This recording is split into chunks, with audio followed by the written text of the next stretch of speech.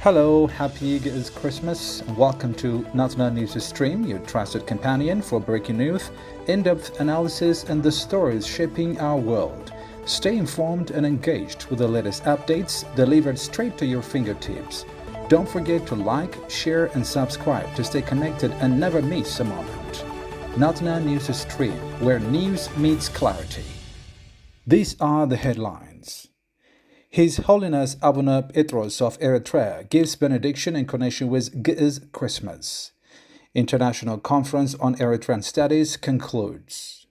Ugandan court orders URA to pay heritage of $193 million after flawed tax calculation.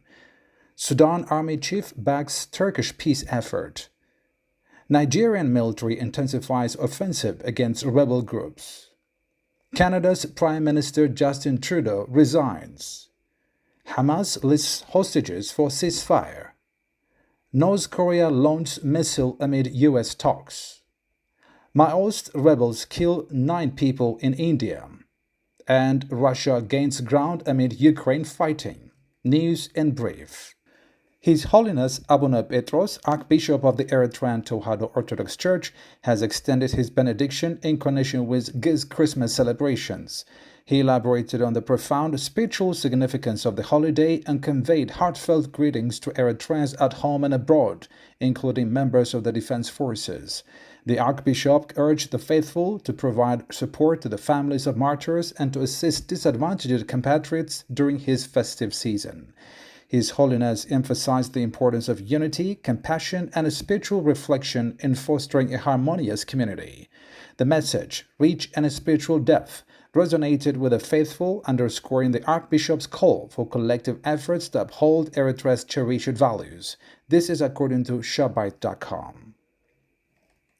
The International Conference on Eritrean Studies has wrapped up after 3 days of deliberations under the theme International and Regional Cooperation for Sustainable Development. The event, held at Asmara Palace Hotel, concluded with numerous recommendations to address regional challenges. In his closing remarks, Eritrea's Minister of Foreign Affairs, Mr. Osman Saleh, emphasized that the conference showcased Eritrea's commitment to knowledge-driven development. He highlighted how the event dismantled reductive narratives about Eritrea, fostering a balanced understanding of the nation's aspirations and resilience. Mr. Osman also pointed out to the broader African context, underscoring the continent's struggles with tribal conflicts and external interference. He reiterated Eritrea's advocacy for modular regional integration as a solution to these challenges. The conference featured 154 research papers spanning topics like economics, climate change, and national heritage. Academians and researchers from over 15 countries participated, affirming the global interest in Eritrea's developmental trajectory. This is according to Eritrean media reports. The Commercial Division of the High Court in Uganda has ruled out that the Ugandan Revenue Authority, or URA, must refund $45 million to Heritage Oil and Gas Limited. This comes after the court found that URA's tax computation in a 2010 transaction with Tullow Oil was flawed.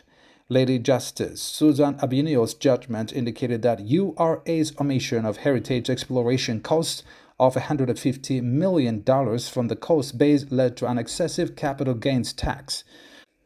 The court ordered a refund of $45 million plus interest, bringing the total owed to Heritage to $193.5 million as of December 2024. The ruling underscores the importance of accurate tax calculations and their implications for both businesses and state coffers. This is according to the Ugandan High Court ruling. Sudan's Army Chief, Abdel Fattah al-Burhan, has expressed support for Turkey's efforts to mediate in the 20-month conflict between the Sudanese armed forces and paramilitary rivals. During a meeting in Port Sudan, he welcomed President Erdogan's initiative as a step toward peace. The conflict has devastated Sudan, resulting in tens of thousands of deaths and the displacement of 12 million people. Analysis cautioned that international involvement must prioritize resolving the crisis without prolonging the suffering of the Sudanese people. Regional powers, including the UAE, have also commended Turkey's diplomatic approach to addressing the ongoing crisis in Sudan. This is according to the Sudanese armed forces. Nigeria's military has reported significant progress in its offensive against armed groups, including Boko Haram and ISIL-affiliated factions. In late 2024, the military eliminated 65 terrorist leaders and over 1,900 combatants, while rescuing 1,854 hostages. The operations, ordered by President Bola Tinubu, included heightened air and land assaults in regions plagued by insecurity. Defense leaders were relocated to Sokoto to spearhead these intensified efforts. Despite the successes, Nigeria continues to face challenges such as Islamist insurgencies, separatist movements, and oil theft. The government has vowed to sustain its momentum in addressing these threats. This is according to Al Jazeera. Under mounting political pressure, Canadian Prime Minister Justin Trudeau has announced his resignation. Trudeau's decision marks the end of his term of office as a leader known for progressive policies and significant global engagements. The announcement has sparked discussions about Canada's political future and the potential candidates to succeed him. Trudeau's resignation follows a series of domestic challenges, including economic concerns and declining approval ratings. As Canada prepares for new leadership, the implications of this political shift are being closely monitored both domestically and internationally. This is according to various international media outlets. Hamas has reportedly listed 34 hostages it is willing to release as part of a ceasefire agreement with Israel. A senior Hamas official shared this information, stating the hostages range in age from 1 to 86. Many of them were captured during the October 2023 attack on Israel, while others include individuals held for years. Hamas claimed the list included 6 hostages and children it previously stated were killed in Israeli airstrikes. The Israeli Prime Minister's office denied receiving such a list directly from Hamas. According to Israeli officials, the list was passed through mediators as early as July 2024, but Hamas has neither confirmed nor commented on the status of the hostages. Among those named is British-Israeli Emily Demari, who was reportedly taken during the attack. The families of the hostages issued a statement expressing distress over the list. They emphasized the urgency of the comprehensive agreement to secure the release of all hostages. The statement added that time was running out for those still alive and called for their immediate rehabilitation. Hamas's list also includes 2 brothers, aged 1 and 5, along with other individuals held captive for years. Families continue to urge a swift resolution to the hostage situation. North Korea launched an intermediate-range ballistic missile, marking its first missile test in 2 months. South Korea's military reported the missile flew 1,100 kilometers before landing in the sea and condemned it as a provocation. This is according to BBC. The test coincided with visit to Seoul by U.S. Secretary of State Antony Blinken for high-level talks. South Korea responded by enhancing surveillance and sharing information with the U.S. and Japan. The launch came amid domestic political instability in South Korea following the impeachment of President Yoon Suk-yeol. The former president's controversial declaration of martial law drew criticism from both North Korea and local opposition. North Korea's leader Kim Jong-un has maintained his regime's defiance against international pressure. Kim's sister Kim On-jong recently criticized joint U.S.-South Korea military drills, calling them provocative. The missile launch added further tension to already strained regional relations. Analysis suggests North Korea's actions aim to exert pressure on the international community amid ongoing sanctions and isolations. 9 individuals, including 8 policemen, were killed in central India after a bomb planted by Maoist rebels struck their vehicles.